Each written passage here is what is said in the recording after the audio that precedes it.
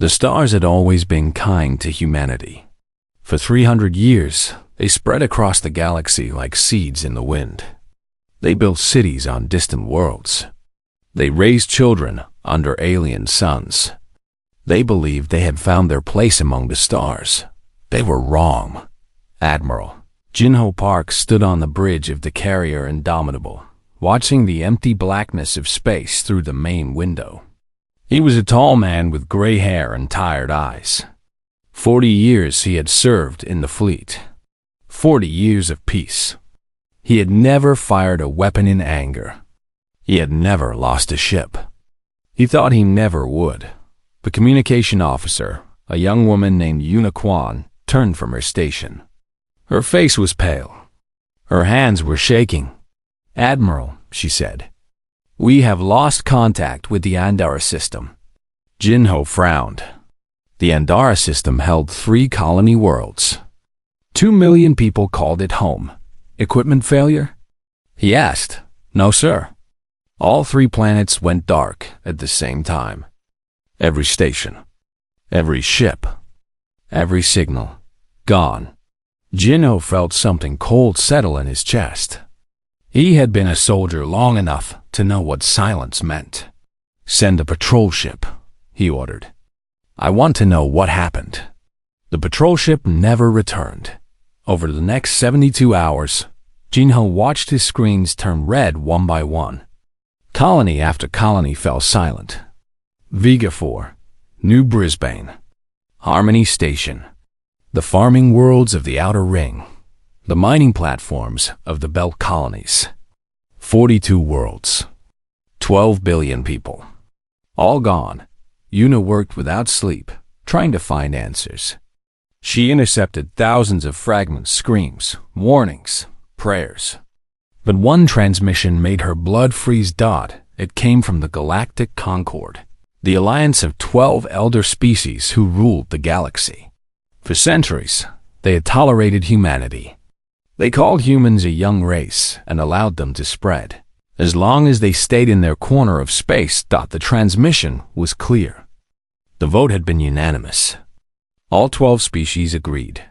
Humanity was too dangerous, too aggressive, too unpredictable. They bred too fast. They spread too far. They asked too many questions. They would not stay in their place. The Concord had decided to remove the problem.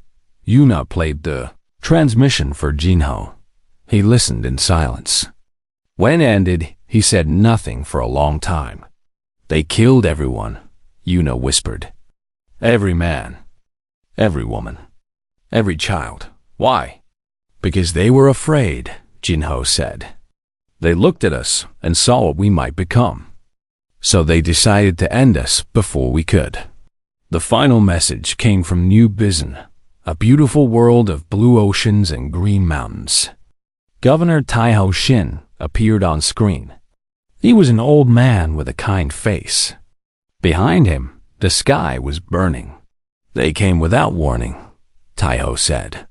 His voice was calm, but his eyes held tears. The ships filled the sky like a storm. They gave no demands. They asked for no surrender. They simply started killing. The camera shook. Explosions echoed in the distance. "I am sending this message to Earth," Taiho continued. "I do not know if anyone will hear it.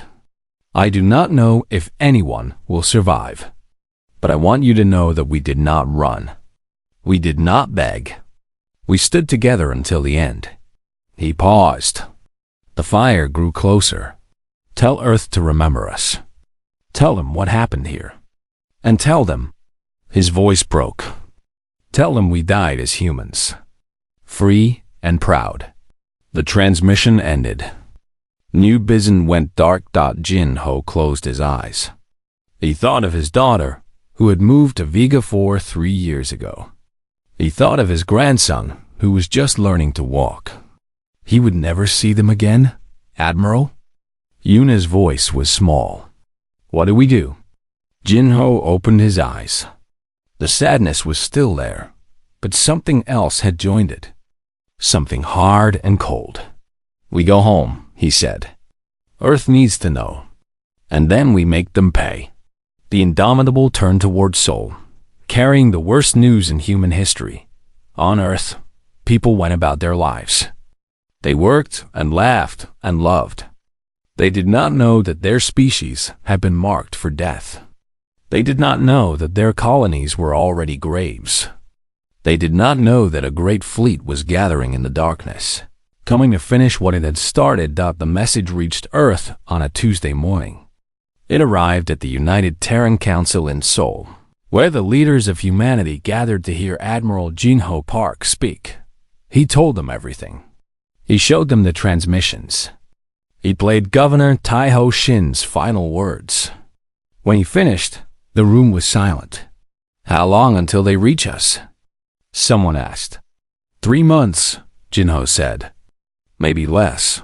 How many ships do they have? Our estimates say 10,000. We have 200. The silence grew deeper. Everyone understood the math. This was not a war they could win. This was an execution, delayed but certain. Fleet Marshal Hana Choi stood. She was a small woman with short black hair and eyes like steel. She had built Earth's defense force from nothing. She had trained every captain in the fleet. She knew better than anyone how hopeless their situation was, but when she spoke, her voice did not shake. They killed 12 billion of our people, she said. They burned our colonies. They murdered our children.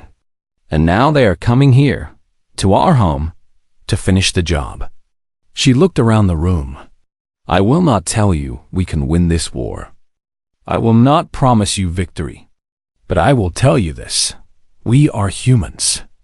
We do not go quietly. We do not surrender. We do not kneel. She placed her hands on the table. If they want to kill us, they will have to earn it. They will have to pay a price so high that the galaxy will remember it forever. They will have to walk through fire and blood and death to reach our world. And when it is over, whether we live or die, the universe will know that humanity was here. We were real. We mattered. She straightened her back. Let them come. Let them bring their fleets and their armies and their hate. We will be waiting. And we will show them what happens when you try to kill a species that refuses to die. The room erupted. People shouted and argued and wept. But beneath the chaos, something else was growing. Something old and fierce and human. Hope died that day. But rage was born in its place. And rage, as the galaxy would soon learn, was far more dangerous. Far above Earth, the stars watched in silence. They had seen empires rise and fall. They had watched species burn and fade. But they had never seen anything like what was about to happen. The War of Silent Stars was about to begin. The days after the announcement were chaos. People filled the streets of every city. Some prayed. Some screamed. Some simply sat and stared at nothing. The world they knew was ending. The future they had planned was gone. All that remained was fear. Fleet Marshal Hana Choi did not have time for fear. She worked 20 hours a day, barely sleeping, barely eating. Every minute mattered. Every decision could mean life or death for billions. She gathered her commanders in a bunker.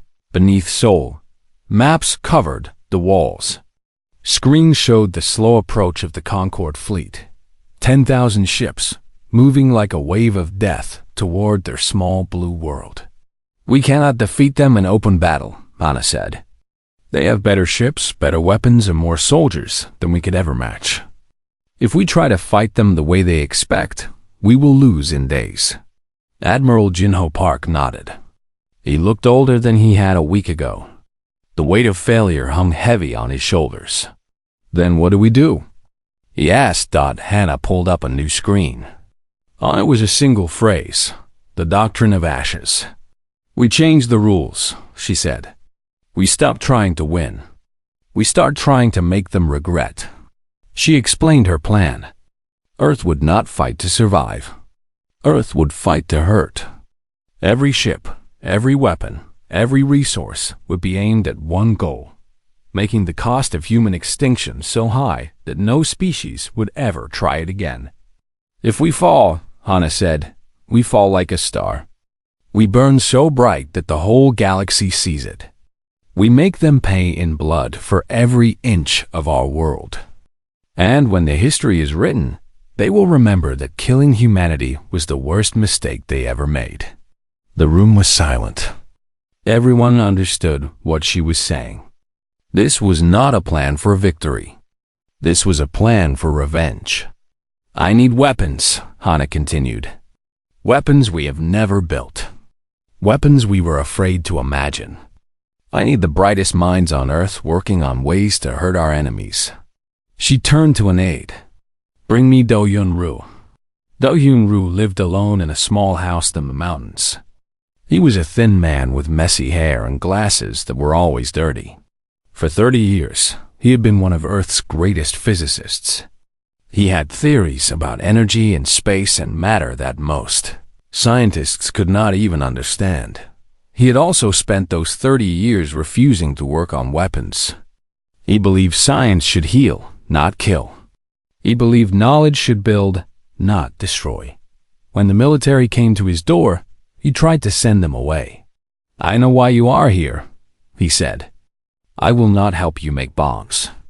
The officer handed him a tablet. On it was Governor Taiho Shin's final message. Do-hyun watched it in silence. He saw the burning sky. He heard the calm voice of a dying man. He saw the tears in the old governor's eyes. When it ended, Do-hyun sat down heavily. His hands were shaking. They killed everyone? He asked. Everyone. 12 billion people. Men, women, and children. Entire cities burned alive. Do-hyun closed his eyes. He thought of his sister, who had moved to Harmony Station 10 years ago. He thought of her children, who used to send him birthday messages every year. He would never hear their voices again. What do you need? He asked quietly. Everything, the officer said. Everything you have ever imagined. Everything you were too afraid to build. Do-hyun nodded slowly. Then I will give you nightmares. Deep beneath the Pacific Ocean, the secret shipyards of Earth came alive. For decades, they had built carriers and transports and patrol ships. Now they built something else entirely. Do-hyun worked without rest. He designed weapons that broke the laws of physics. Missiles that could track targets across light years. Bombs that turned stars into weapons. Ships that could fold space and appear anywhere without warning. His assistants were terrified of what they were creating. One young woman asked him how he could build such terrible things. Do-hyun looked at her with sad eyes. Because they gave us no choice. They decided we would die. I have decided they will remember us. While the shipyards worked, a different kind of weapon was being forged on the surface. Her name was Minji Beek. Minji had lived on Vega 4. She was a teacher there, working with young children in a small school by the ocean. She was happy. She had friends and students and a life she loved. When the Concorde ships came, she was in the basement of her school, helping a child find a lost toy. The attack came without warning. Fire fell from the sky. Buildings collapsed. People ran screaming through the streets. Minji grabbed as many children as she could and ran for the emergency shelter. She made it just before the doors closed. 37 children. That was all she could save. 37 out of 300. She spent 4 days in that shelter, listening to the screams above. When the rescue ship finally came, she walked out into a world of ash and silence. The city was gone. The ocean was boiling. The sky was black with smoke dot. She was one of only 2,000 survivors from a colony of 3 million. When she reached Earth, something inside her had changed. The gentle teacher was gone. In her place was something harder, something colder, something angry. The military found her and asked if she wanted to help.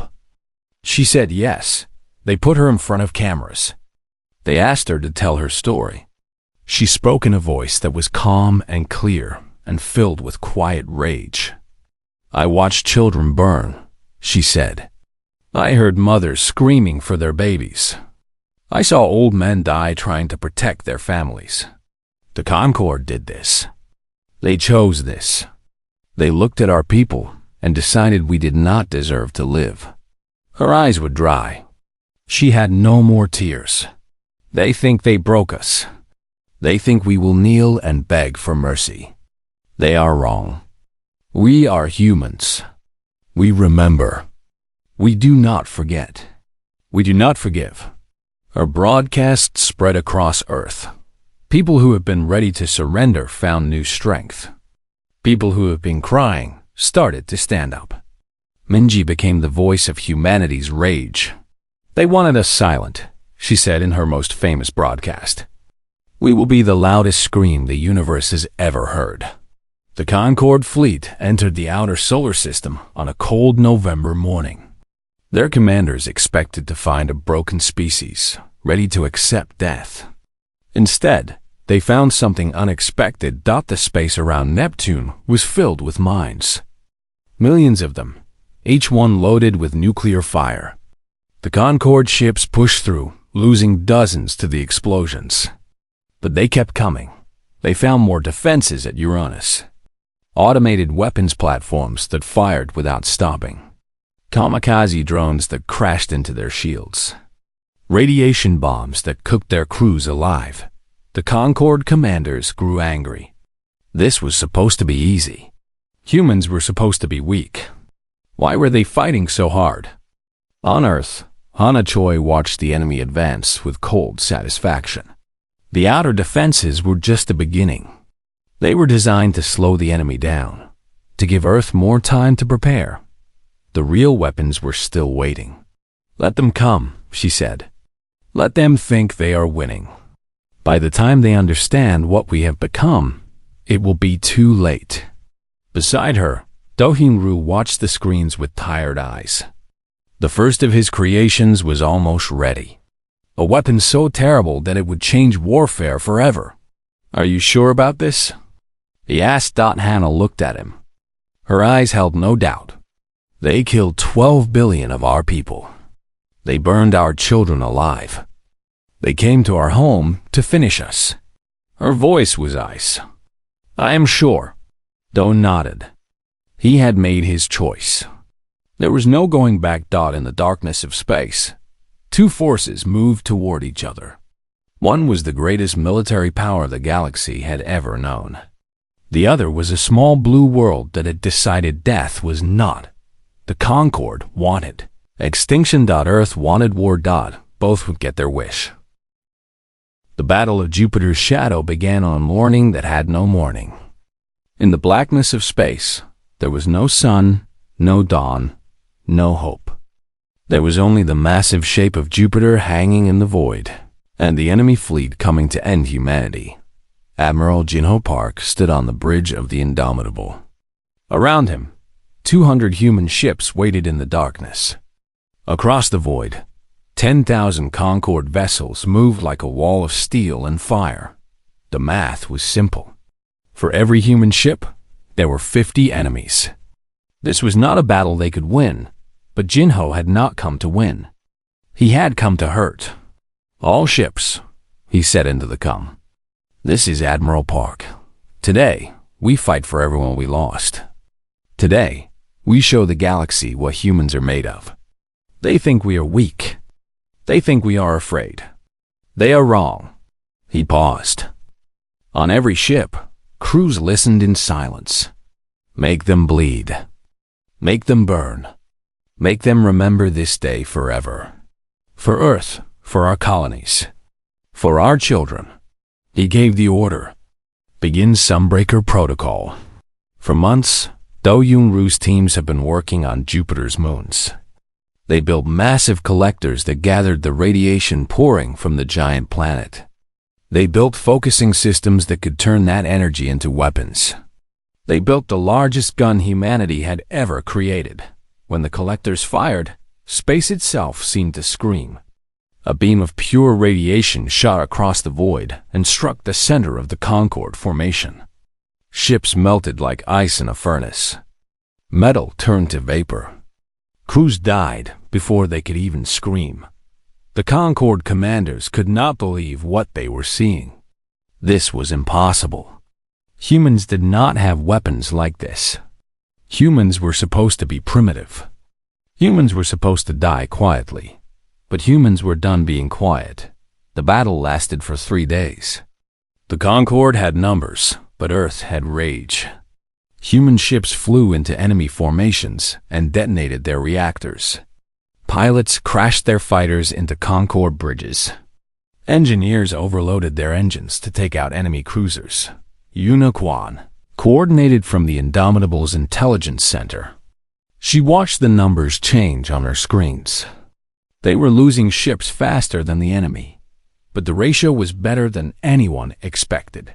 For every human ship destroyed, 3 Concorde vessels fell. "They are retreating," she reported with surprise in her voice. "The Velith ships are pulling back." The Velith were insect-like beings with hard shells and cold eyes. They were the most numerous species in the Concorde. They had also lost the most ships in the battle. Jinho allowed himself a small smile. "Good. Let them run. Let them tell the others what happened here." But the battle was not over. The remaining Concorde forces regrouped and pushed forward. They had learned to avoid the Sunbreaker beam. They spread their formation wide and came from all angles. The human fleet fell back toward Mars, fighting every step of the way. They left nothing but fire and death behind them. While the main fleet fought, something else was happening in the darkness between stars.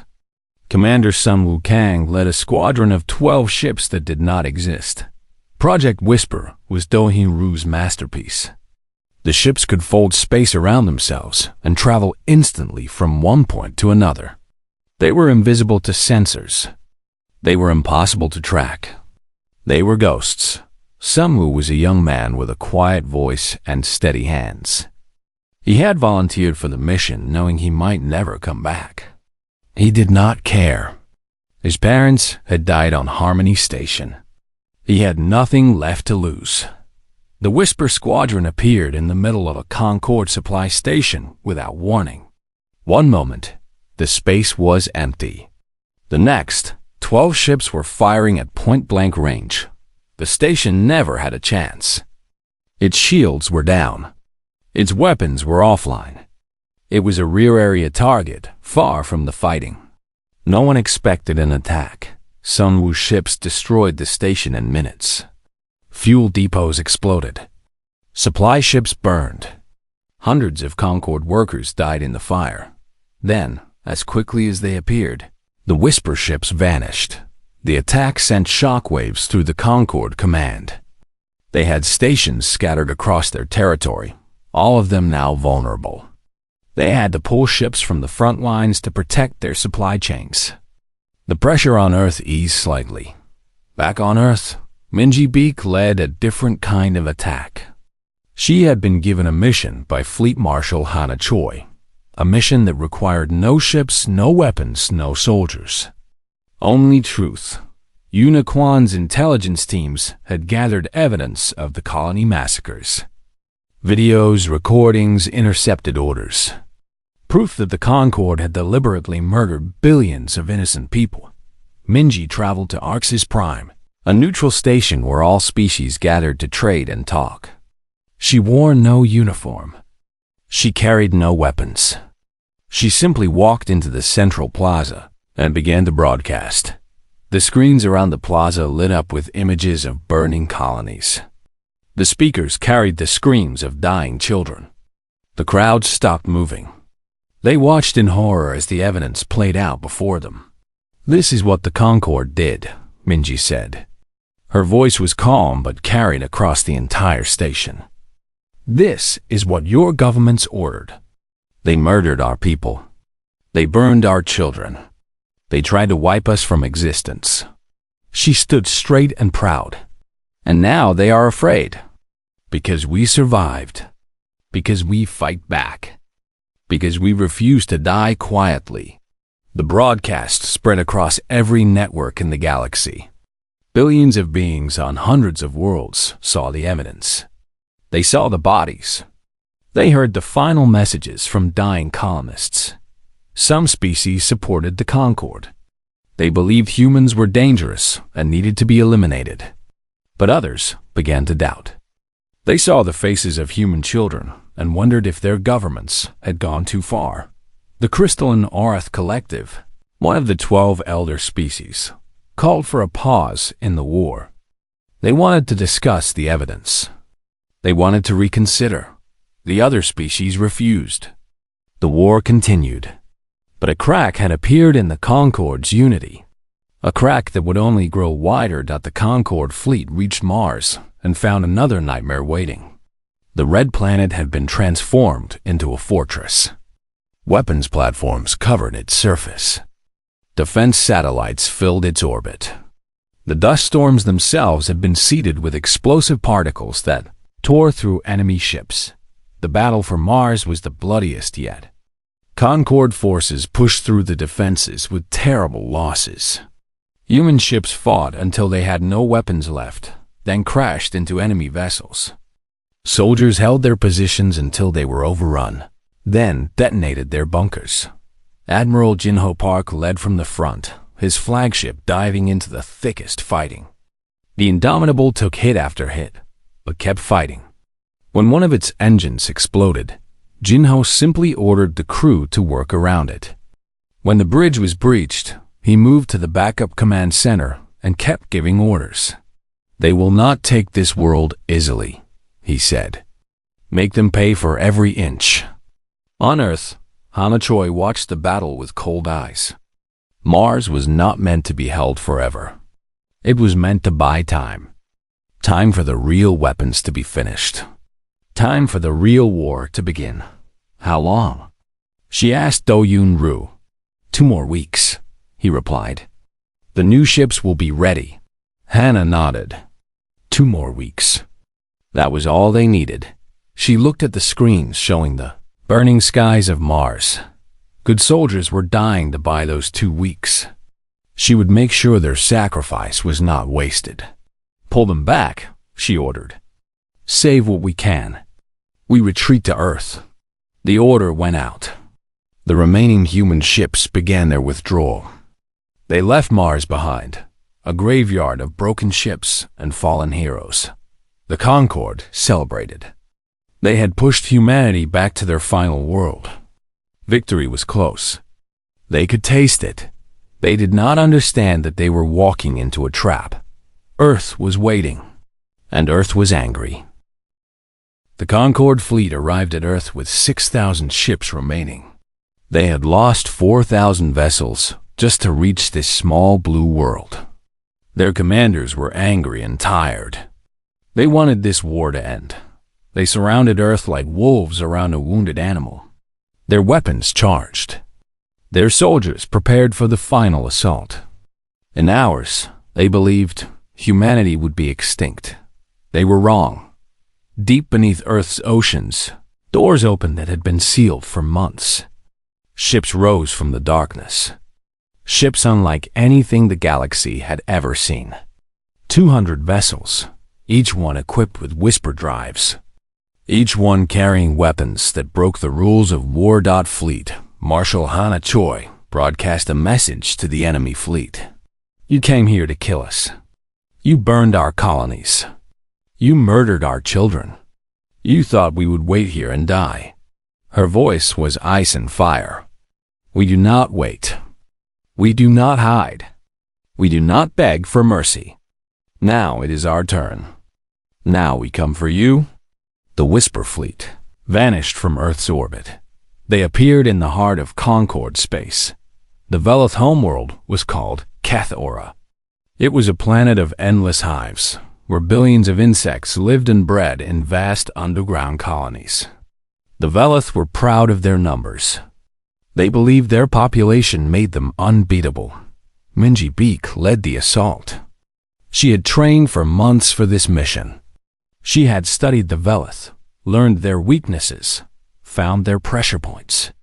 Now she would use that knowledge to hurt them.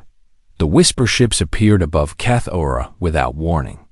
They bypassed the orbital defenses easily, appearing inside the shield perimeter before anyone could react. Minji's forces did not aim for cities. They did not target civilians. They struck at the cloning facilities buried deep beneath the planet's surface.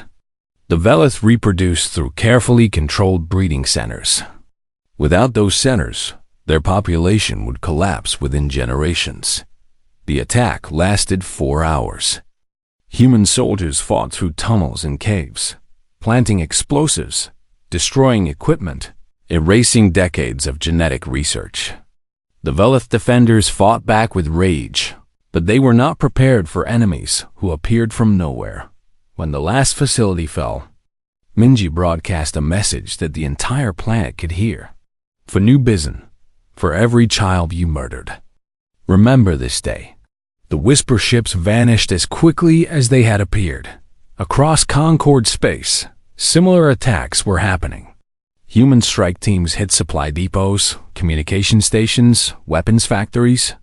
They struck without warning and disappeared before retaliation could arrive. Commander Sun Wukong led his squadron against the Orath Collective's crystal mines. The Orath were beings of living crystal who drew power from certain rare minerals. Without those minerals, they would slowly weaken and die. The mines were defended by the best Orath warriors. Sunwoo lost 3 ships breaking through their lines, but he reached the central processing facility and destroyed it completely. Thousands of tons of processed crystal scattered into space, useless and wasted.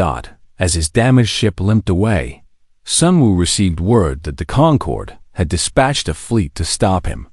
50 ships were closing on his position. His whisper drive was damaged. He could not escape. Sunwoo gathered his remaining crews. 7 ships, 200 soldiers, against 50 enemy vessels. We knew this might happen, he said calmly. We knew we might not make it home. But we have a choice. We can surrender and hope for mercy from those who murdered our families. Or we can make sure they never forget us. No one chose surrender.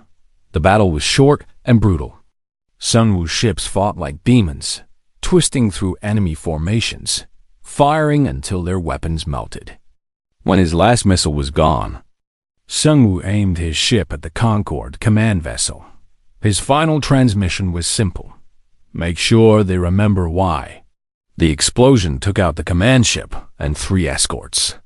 Sun Wukong died as he had lived, fighting against impossible odds. Back at Earth, the siege continued. The Concorde forces bombarded the planet from orbit, trying to break through the defense grid. Their ships fired constantly, filling the sky with fire, but Earth's defenses held. Ru had built them well. Shield generators, hidden in mountains, absorbed the bombardment. Underground factories produced new weapons faster than the enemy could destroy them. Automated platforms returned fire without rest. Admiral Jinho Park commanded the orbital defense with calm precision.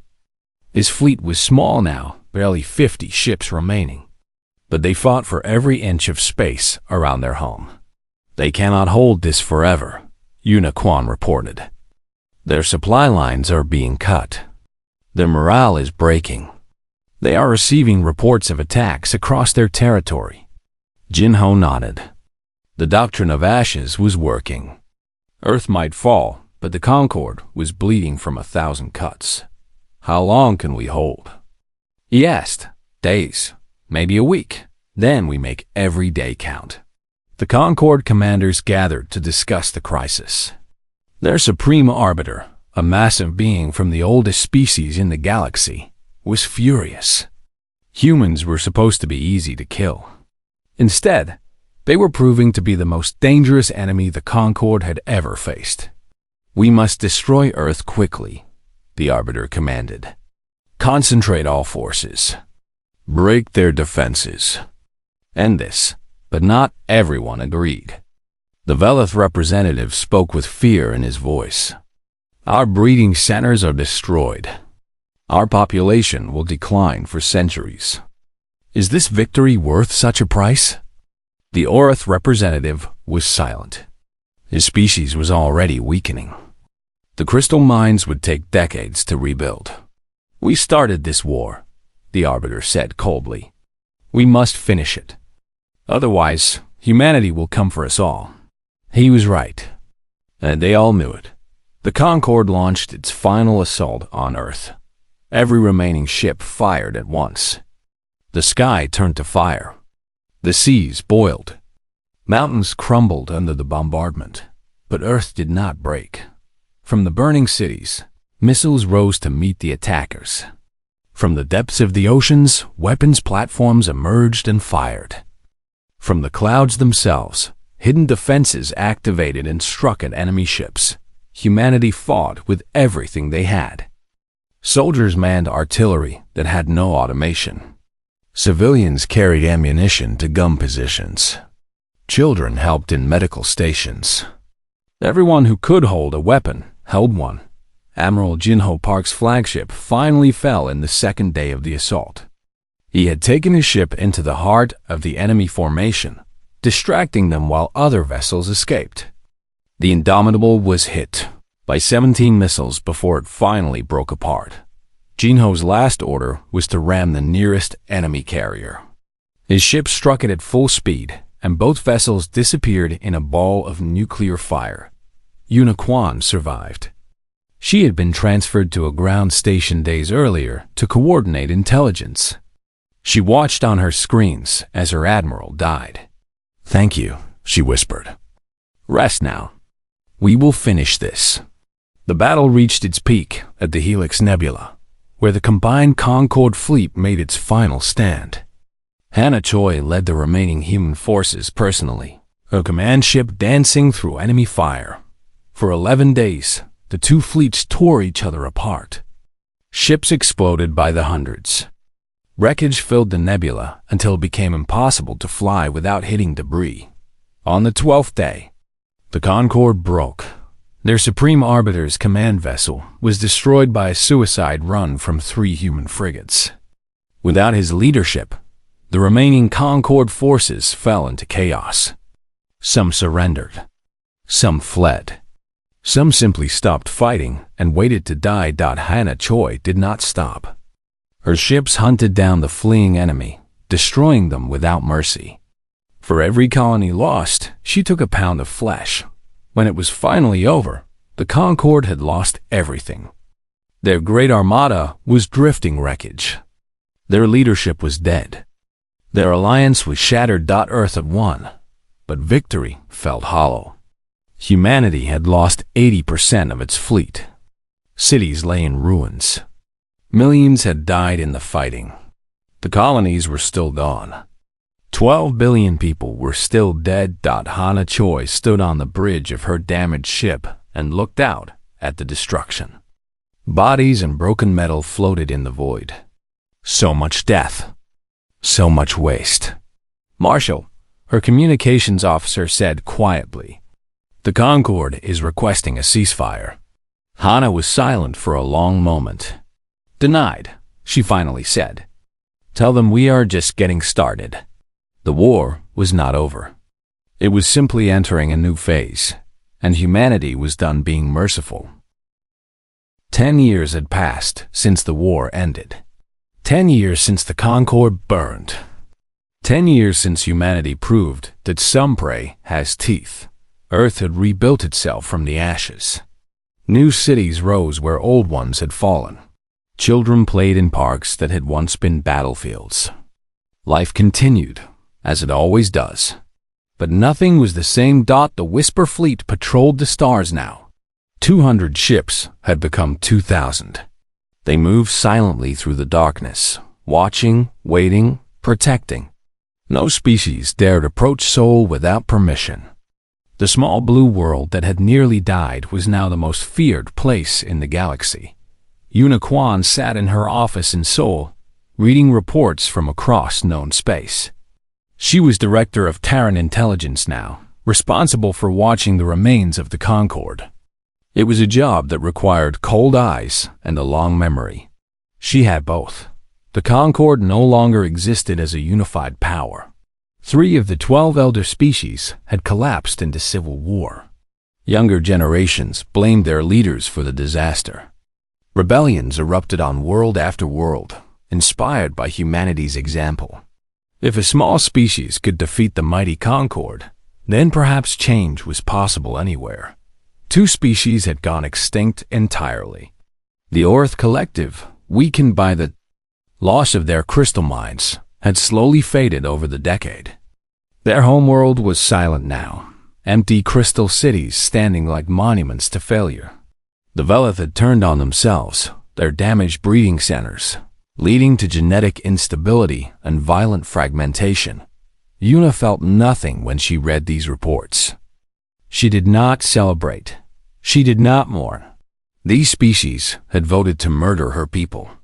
They had gotten what they deserved. Her assistant entered with a message. The annual memorial was starting. Una was expected to attend. She stood slowly. Her body was not as young as it once was. The war had taken years from her life. But she would not miss this day. The memorial stood in the center of New Bizen. The colony had been rebuilt on the exact site where the old one had burned. 3 million people lived there now, determined to prove that humanity could not be erased. 42 pillars of black stone rose toward the sky. Each one was carved with names. Billions of names, too small to read, covering every surface. Each pillar represented a lost colony. Each name represented a lost life. Minji Beak stood before the first pillar, the one dedicated to Vega 4. She was older now, her hair touched with gray, but her eyes were still strong, still fierce. She had become a symbol in the years after the war. Schools were named after her. Statues stood in public squares. Children learned her words in history class. She had been offered positions of power many times, but always refused. "I am not a leader," she would say. "I am only a reminder." She placed flowers at the base of the pillar. White lily, the traditional flower of remembrance. She did this every year, in memory of the children she could not save. Around her, millions of people had gathered. Some had lost family in the colonies. Some had lost friends in the war. Some were simply there to remember. The silence was heavy with grief and pride. Minji spoke, as she always did on this day. 10 years ago, they came to kill us. They thought we were weak. They thought we would be easy to destroy. They were wrong. Her voice carried across the crowd and through the speakers that broadcast to every human world. We lost so much. We lost billions of our brothers and sisters. We lost colonies we had built with our own hands. We lost children who never had a chance to grow up. The pain of that loss will never fade. She paused, looking at the names carved into the stone. But we survived. We fought back. We showed the galaxy that humanity is not prey to be hunted. We are not victims to be pitied. We are humans. We remember. We endure. We rise. Tears fell from eyes throughout the crowd. But there were no sobs, only silent remembrance. They wanted silence, Minji said. They got a war. And now they are the ones who have fallen silent. She stepped back. The ceremony continued with songs and prayers and stories of the lost. But everyone would remember her words not far from the memorial, in a small house in the mountains. Do Yunru tended his garden. He grew vegetables and flowers, simple things that reminded him of life instead of death. He rarely left his home anymore. The weapons he had created haunted him. He knew they had been necessary. He knew humanity would have doubted them. But the knowledge of what he had built weighed on his soul. A young student had come to visit him. She was writing a paper about the war and wanted to interview the famous scientist. Do-hyun spoke slowly, choosing his words carefully. "They call me a hero," he said. "They say I saved humanity. Maybe that is true. But I also created things that should never exist. Weapons that can destroy worlds. Bombs that can turn stars into fire. These things are still out there. They will exist forever. He looked at his garden, at the simple flowers growing in the dirt. We proved we could destroy. That was easy. Any fool can destroy. The hard part is what comes next. Now we must prove we can build. We must prove that we deserve to survive. The student asked if he had any regrets. Do-hyun was quiet for a long time. I regret that we needed weapons at all. I regret that the universe forced us to choose between extinction and vengeance. But I do not regret saving my people. I would do it again if I had to. He smiled sadly. I just hope we never have to. Fleet Marshal Hana Choi had retired from active service, but she still advised the council on military matters. She watched the reports from the frontier with careful attention. New colonies were rising. Humans were spreading to the stars again, faster than before. They built on the ashes of old worlds and founded new ones in unexplored systems. The Whisper Fleet protected them, ensuring that what happened before could never happen again. Some argued that humanity had become too aggressive. They said Earth should seek peace with the surviving Concord species. They said the war was over and it was time to heal. Hana disagreed. The war is never over, she told the council. We won a battle. We broke an enemy. But there are other species out there. Other empires. Other threats. The moment we forget that, the moment we become soft, we make ourselves targets again. She leaned forward. I do not want our children to experience what we experienced. I do not want them to watch their colonies burn. The only way to prevent that is to be strong. So strong that no one ever tries. The council voted to continue building the fleet. Humanity would not be caught unprepared again. On the frontier, a young captain named Ji-hoon Ko led his ship through unexplored space. He was the first human born after the war. He had never known the colonies that were lost, but he had grown up on stories of the doctrine of ashes. His ship encountered an alien vessel from a species humanity had never met. The aliens were curious but cautious. They had heard stories about humans. Ji-hoon met with their representative on neutral ground. The alien was tall and thin, with many eyes that blinked nervously. We have heard of your kind, the alien said. The stories say you destroyed the Concord. They say you killed entire species. They say you are the most dangerous beings in the galaxy. Ji-hoon considered his response carefully. We did not start the war, he said. The Concord tried to kill us. They murdered billions of our people. We simply refused to die. But you did not stop at defending yourselves. You attacked their worlds. You destroyed their fleets. You broke their alliance completely. Ji-hoon met the alien's many eyes without flinching. We learned a lesson. If someone tries to kill you, you do not just survive. You make sure they can never threaten you again. We are not cruel. We are not evil. But we protect our own. Always. The alien was silent for a long moment. This is a warning? This is a truth. Treat us fairly, and we will be the best friends you could ask for. We will trade, explore, and build together. But if you threaten our people, if you hurt our families, if you try to take what is ours, Ji-hoon paused. Then you will learn why the Concord no longer exists. The alien left. His species decided to seek friendship with humanity. They had heard enough stories to know that was the wiser path. Back on New Bizen, Minji Beak stood alone before the memorial long after the crowds had left. The suns were setting, painting the sky in orange and red. The names on the pillars seemed to glow in the fading light. She thought of the children she had lost. She thought of the world she had watched burn. She thought of everything humanity had sacrificed to survive. They wanted silence, she whispered to the stone. They got a war. She touched the cold surface, feeling the carved names beneath her fingers. Rest now. You are not forgotten. You will never be forgotten. And what happened to you will never happen again. She turned and walked away. Behind her, the memorial stood silent in the gathering darkness. 42 pillars. Billions of names. A wound that would never fully heal. But humanity endured. Across the galaxy, species told stories to their young. They spoke of the small blue world that had refused to die.